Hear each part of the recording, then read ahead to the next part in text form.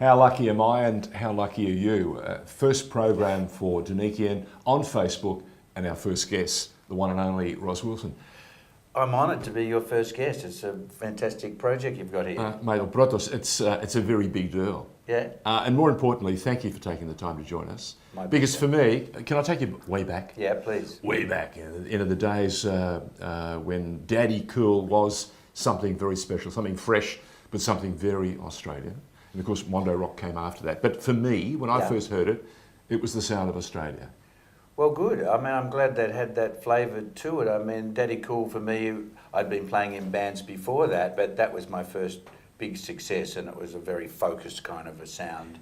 Did you and get I was lucky to have those other guys in the band. You know? Did you get a sense that suddenly everything you'd been doing before was going to click? It was when everything congealed, because I'd been playing, like I said, in band at school, and we played sort of, R&B, like the Stones kind of R&B. Yep. And then through that I discovered a lot of blues music and had an interest in soul and R&B. And then I started another band, and that's when I started writing songs. So for a couple of years I was getting better at writing songs, but when you first write songs, you tend to fill one song with about 5 ideas.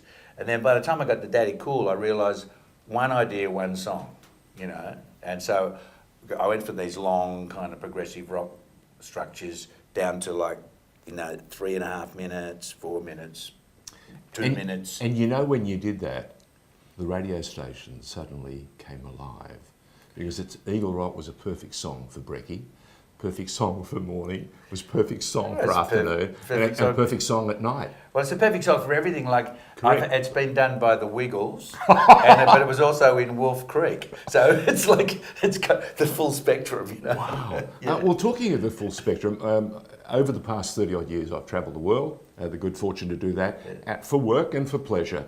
And I was in Paris at a soccer game at the Parc des Princes to see Paris Saint-Germain play in a European qualifier. And half-time, and I'm sitting there going, and it's Eagle Rock. I know that song. Yeah. And here we are, Dallas Cowboys again, a few years later. It's an opportunity in between quarters, and the boys are getting, again, Eagle Rock. I'm thinking, and then it dawned on me when we went backstage to meet some of the cheerleaders, half of them were Australian.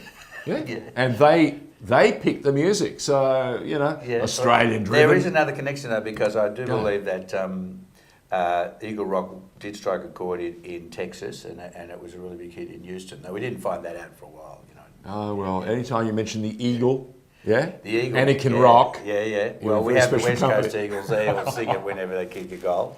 And also the Manly Sea Eagles. I've played for them a few times. Well, take us through those early years. You got a chance to get established. We did Daddy Cool, then came Well, Mondo Daddy Cool Rock. was a kind of a side project. We all did for fun, and it went on for a couple of years. We made a few albums, but and we toured the States. But it came to the point where I was going, well, I've kind of done that now. It was sort of like going to rock and roll high school, And then I said, so not a case of you having a short attention span. It was you're just moving on. Well, I've done that retro thing now. I don't want to do that forever. So then I formed a band called Mondo Rock. In between, I produced Skyhooks, and they were anything but retro.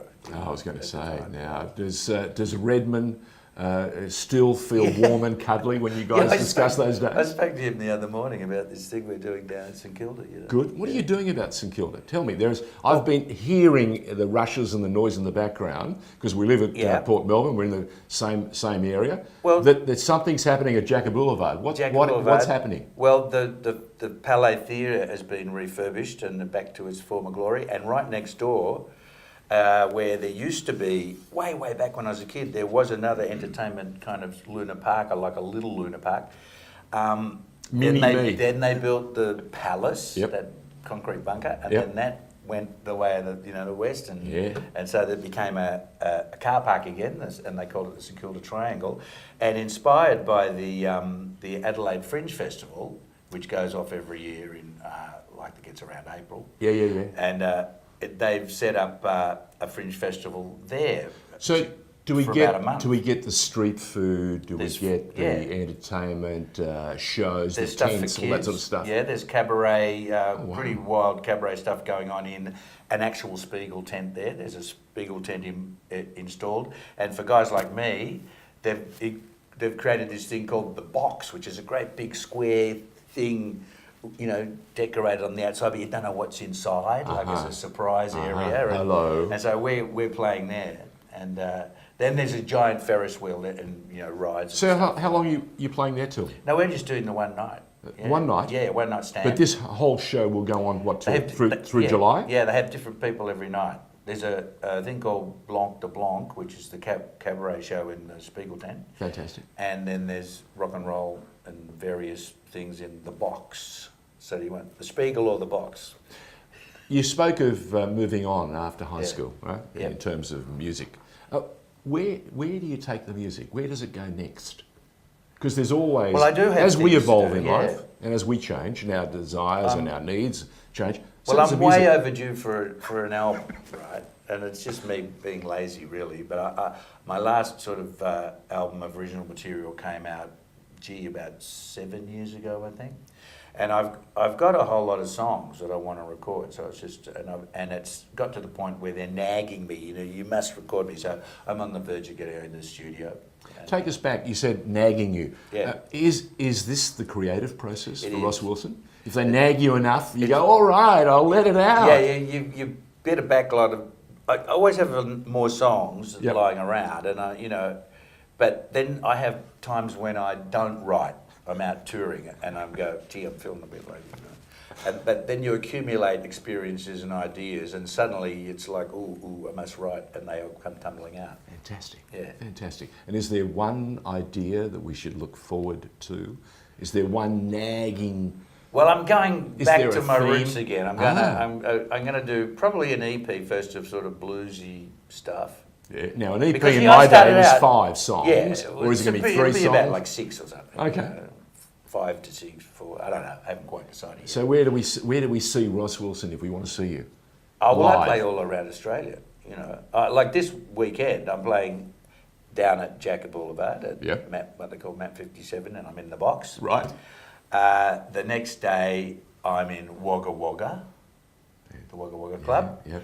And then the following day, I'm in Brisbane as the post-fight entertainment of Manny and the Hornet. Pacquiao. Yeah. Oh, wow. So that's in a stadium, but it's all being beamed into the casino there. So depending how long the fight takes, So it might Jupiter's might be over. saw an opportunity to bring the Wilson. No, not Jupiter's, the Treasury one in Oh, the the middle of town. Treasury- It's okay, this okay, really okay. beautiful old building, the Fantastic. old Treasury building, and we're going to be playing there, and all the people can come in post-fight and jump around, and we'll play Eagle Rock. Yeah. Well, listen, I hear a little birdie tells me that you're off to the warmer climes come August, September. Is that true? A big project, yes. We've been planning ahead on this. I'm taking off all of September and a little bit of October, and going to Athens, and then briefly, and then to a big, I guess you'd call it electronic music, but bass culture music they call it, in Croatia. That's going to goes for about 4 days, and I've been there once before. It's fantastic. 3 days in Venice, so we're going to check out the Biennale. The Biennale. And then Take a back, mask. back to Athens and get immersed in that for a week or so, and then down to Mykonos, and a whole lot of friends are meeting. It's there, and my beautiful bride Tanya and I are going to renew our vows. It's been 20 years. Mate, happy anniversary. Yeah, thank you. Safe travels. Thank you. But more importantly, we can't wait for the next chapter in the Ross Thank Wilson you. story. Yeah, well, it won't be long now. So you do have a bit of problem these days, is like getting your music out there, because it's always better when people. Well, bring are it to new, us, and we'll put it on yeah. Daniki. Okay, you're on. Done. Fantastic Absolutely. stuff. Thanks so much. Thank you. Good on you. That's Ross Wilson.